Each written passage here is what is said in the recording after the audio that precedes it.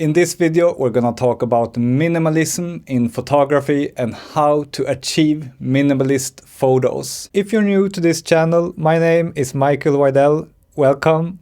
I've been doing videos about street photography and macro photography on YouTube for more than 7 years. If that sounds interesting to you, please consider subscribing. First of all, in any minimalist photo, you need to have negative space. What is negative space? Well, it's simply space in your photo that is just one single color that doesn't contain any information. Simply empty space. It could be just darkness, it could be a sky, it could be a flat surface in a single color. All of that is negative space, and you need to look for it and to include it in your photos to get closer to minimalism.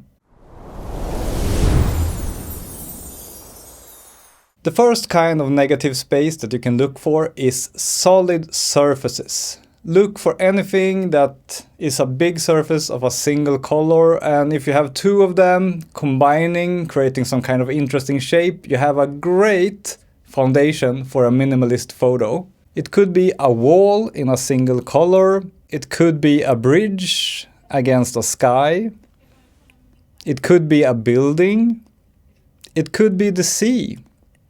And in a way, these single-colored surfaces, they are a type of negative space, I would say. So if you start looking for them, you have a bigger chance to get a minimalist photo. And maybe the simplest way to find these solid surfaces and to photograph them and make photos out of them is to stand somewhere high, like on a bridge or something, and just look downwards. Then the ground will be your surface and you will be able to make nice minimalist compositions. Another way that is often even simpler is to do the opposite. Look up. Then the sky will be your flat surface, your solid surface, negative space that will make up your minimalist photo. There are so many ways to use the sky as a backdrop to make minimalist photos. Just look for interesting shapes, interesting patterns with the sky in the background, and let the sky take a large part of your frame. I personally especially like when you have a gradient in the sky. One color that gradually goes to another color. I really love that look. And if you combine it with a simple shape, bam, you have a minimalist photo. Another great thing you can do is to look for contrast. It simply means when you have one color or one shape that stands out a lot from the rest of the photo. For example, this feather here, it was on a pretty messy ground, but the feather is so bright so that it creates a contrast against the background. And then I could take the photo of the feather, and then in Lightroom I could increase the contrast to make it even stronger. And then from that dark ground I created negative space. I made it almost black and it looks like negative space, and I got myself a minimalist composition. Contrast can also be a color. For example, if the whole frame is pretty gray and you find a bright red color, that makes for a beautiful minimalist composition. Then again, in Lightroom, I just enhance the contrast. I make the red redder and I make the gray slightly grayer to just increase the feeling of contrast.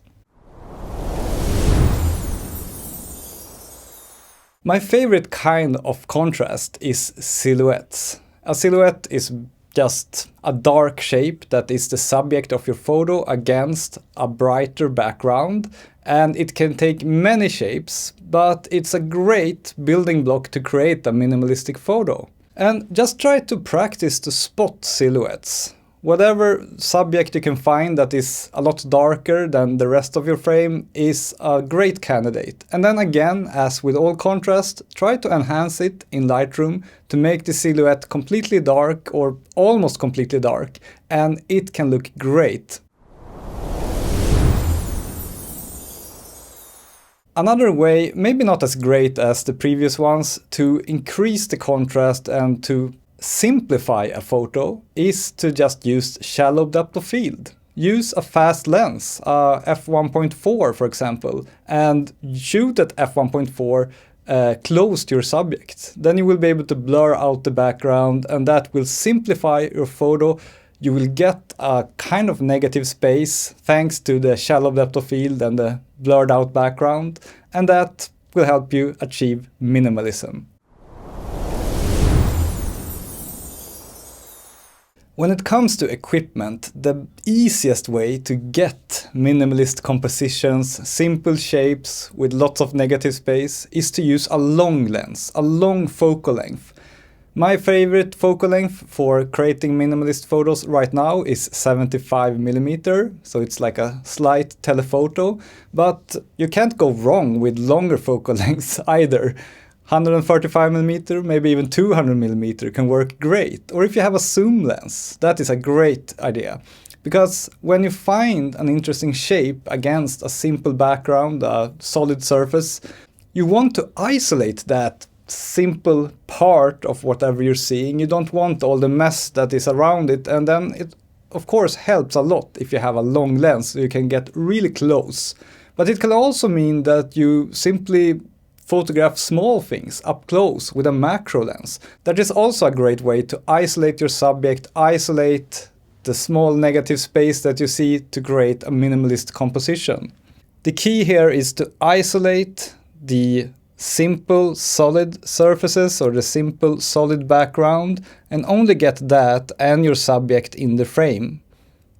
You don't want any mess, anything that is too contrasty in the background. You want that negative space and your simple shape of a subject to create a great minimalist photo. You should try to use the weather to your advantage whenever possible. One great type of weather for minimalist compositions is snow, when it has been snowing a lot, because then you automatically get lots of negative space from the snow, because it is a solidly colored surface, and it's very easy in Lightroom to increase the solidness of the snow. Another great type of weather to do minimalist photography is fog or mist, because you then also have lots of negative space created by the fog, and it's very easy to find and isolate simple shapes to create your minimalist compositions. I don't do this too often, but sometimes I feel I have to. You can just cheat. You can take an almost perfect minimalist photo and then use the clone stamp or generative fill in Lightroom or Photoshop to remove small parts that creates a messy appearance in the photo. Simplify your photo by deleting the things that creates a mess. Keep the simple shapes, the negative space, the simple solid surfaces, and you will get a nicer photo. Thank you for watching. That's all for this video, and subscribe for more.